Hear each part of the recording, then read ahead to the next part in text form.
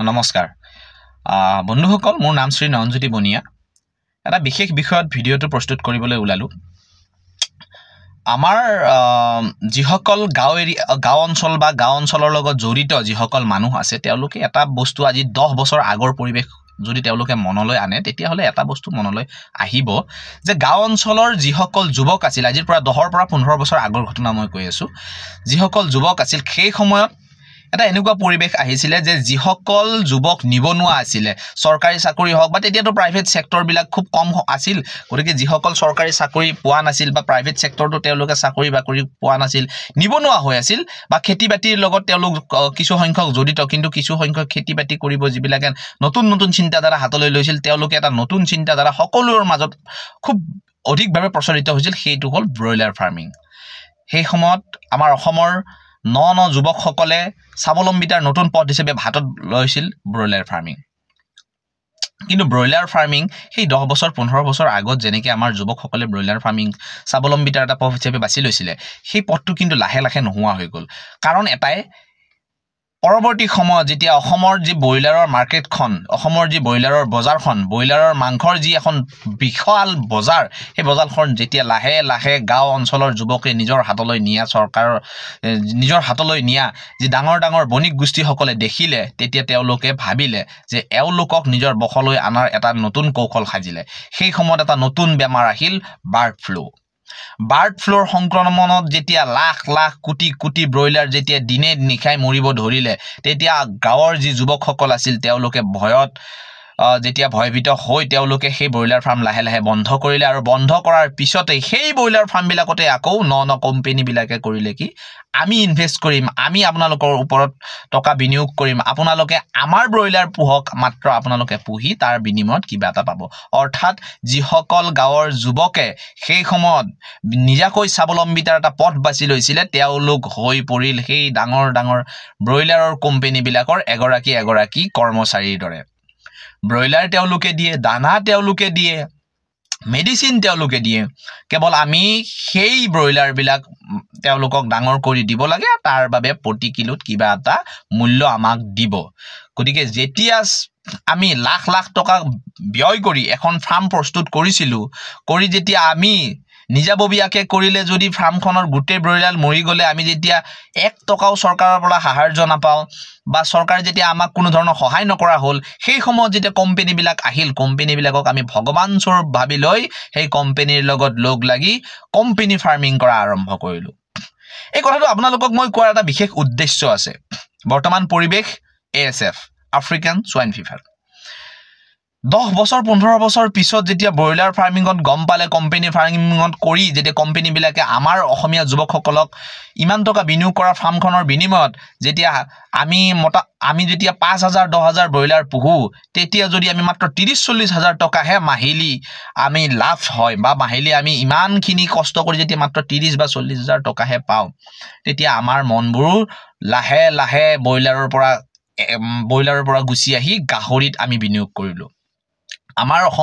অসমীয়া যুৱকসকলে গাহৰি মাংসত বিনিয়োগ কৰিলে গাহৰি ফাৰ্মত বিনিয়োগ কৰিলে লাহে লাহে যেতিয়া আমি নতুনকৈ আজি বিগত 5-6 বছৰৰ ভিতৰত আমাৰ অসমত আপোনালোকে লক্ষ্য কৰিব বিগত 5টা বা 6টা বছৰৰ ভিতৰত অসমত গাহৰি যি ফাৰ্ম কৰা যি নতুন যুৱ প্ৰজন্ম তেওঁলোকৰ যি গাহৰি ফাৰ্মৰ প্ৰতি উদ্যমিতা গাহৰি ফাৰ্মৰ প্ৰতি ইচ্ছাটো লাহে লাহে বৃদ্ধি হ'ব ধৰিলে গতিকে অসমত ঠায়ে ঠায়ে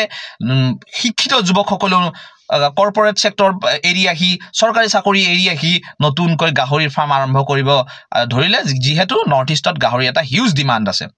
গতিকে গাহৰি ফাৰ্ম আৰম্ভ কৰিলো ঠিক তেনেদৰে আমি মানে চৰকাৰৰ পৰা প্ৰথম পৰ্যায়ত যথেষ্টখিনি সহায় পালো এলকো হক বা আমাৰ নেশনেল বিভাগৰ বিভিন্ন সাবসিডি লোন হক আমি পাব ধৰিলো আমি কাম কৰিব ধৰিলো আমি আগবঢ়ি গৈ আছো কিন্তু বিগত 2-3টা বছৰ ধৰি নতুন হে আকৌ যি বাৰ্ড ফ্লুৰ দৰে এটা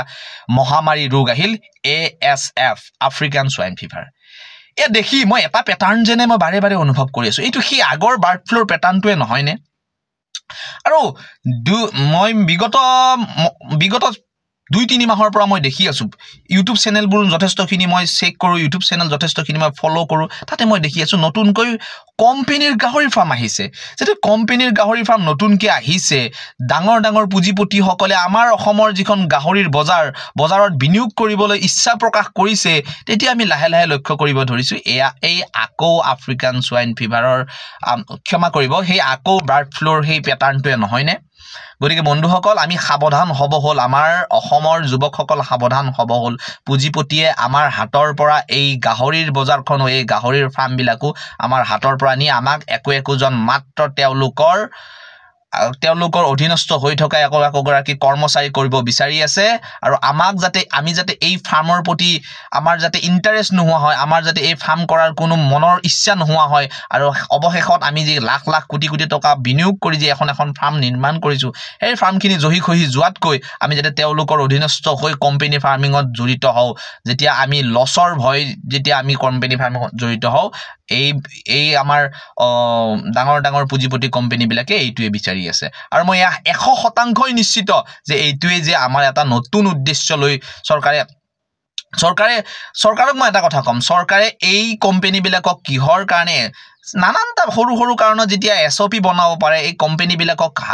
যেতিয়া নাকি লগাব কিহৰ কাৰণে এসপি বনাব নোৱাৰে আজি ব্ৰইলাৰ পালকৰ যেটো অৱস্থা খুব লজ্জাজনক অৱস্থা খুব ভয় লাগা অৱস্থা কাৰণ চাব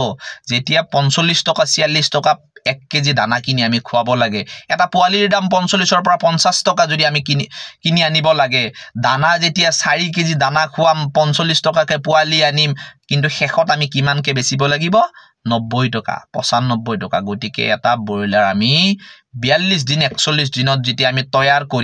কৰি যেতিয়া হাতৰ পৰা এটা ব্ৰইলাৰৰ বাবদ যেতিয়া 15 পৰা 20 টকা আমি হাতৰ পৰা দিব লাগিব বজাৰত যেতিয়া সেই দামত এৰিব লাগিব চাও কি এটা ভয়াবহ পৰিবেশ বৰ্তমান অসমত হৈ আছে এয়া ব্ৰইলাৰৰ ক্ষেত্ৰত যেটো আমাক অসমীয়া যুৱকসকলক ব্ৰইলাৰৰ পৰা যেনেকে ফালুৰি কাটি আনিলে এতিয়া লাহে লাহে গাহৰিৰ পৰাও সেই তেনেকে আমাক ফালুৰি কাটি আমাক একো গৰাকী তেওঁলোকৰ অধীনস্থ হৈ থকা কৰ্মচাৰী বনোৱাৰ এটা কৌশল গতিকে এএছএফৰ বিৰুদ্ধে আমি অসমীয়া যুৱকসকলে ওলাই আহিব লাগিব এএছএফ এটা মহামাৰী নহয় এএছএফ হল আমাৰ অৰ্থনীতিৰ ওপৰত এটা মহামাৰী গতিকে এই ভয়ংকৰ পৰিস্থিতি অসম চৰকাৰক মই বাৰে অনুৰোধ জনাইছো মুখ্যমন্ত্ৰী মহোদয়ক অনুৰোধ জনাইছো আমাৰ পশুপালন বিভাগৰ মন্ত্ৰী গৰাকীক অনুৰোধ জনাইছো যে এএছএফৰ এটা আমাক সঠিক যি এএছএফ সম্পূৰ্ণৰূপে শেষ কৰাৰ এটা আমাক কৌশল লাগে যেটো কৌশলে কাম কৰি আমি অসমৰ পৰা এএছএফ সম্পূৰ্ণৰূপে শেষ কৰিব পাৰো আৰু আমি গাহৰি পালক যুৱকসকলে যি নতুন উদ্যমিতালৈ নতুন নিজে হাতে কষ্ট কৰি অলপ টকা ব্যৱহাৰ কৰি হলেও যে আমি যে একোখন ফাৰ্ম নিৰ্মাণ কৰি লৈছো সেই ফাৰ্ম বিলাকৰ যাতে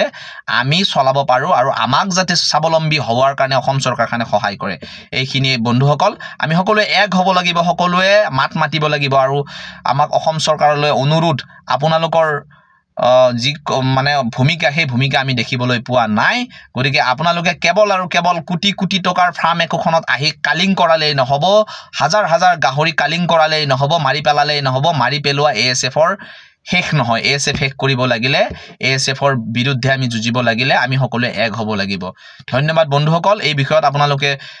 গুৰুত্ব আৰোপ কৰক আৰু যিমান পাৰে ভিডিওটো শেয়াৰ কৰক আৰু অসম চৰকাৰলৈ অনুৰোধ জনাওক আৰু অসম চৰকাৰলৈ আমাৰ ডাঙৰ গাহৰি পালক সন্থা আছে গাহৰি পালকৰ সন্থাৰ সভাপতি সম্পাদক আছে মই নাজানো তেওঁলোকে কি কৰি আছে মই নাজানো তেওঁলোকে কি ভাবি আছে কি চিন্তা কৰি আছে আৰু ৰিসেন্টলি মই আৰু এটা লক্ষণীয় বিষয় ভিডিওটো হেক কৰিব ওলাইছিল কিন্তু মই এটা কথা কম এটা মই বাহিৰা বিহাৰ নে হাৰিয়ানাৰ এখন ফাৰ্মৰ এগৰাকী ডাঙৰ ফাৰ্মাৰৰ মই এটা ইন্টাৰভিউ দেখিলো ইউটিউবত এটা ইন্টাৰভিউ দেখিলো অসমত বাহিৰৰ যেতিয়া গাহৰি খুমাব লাগে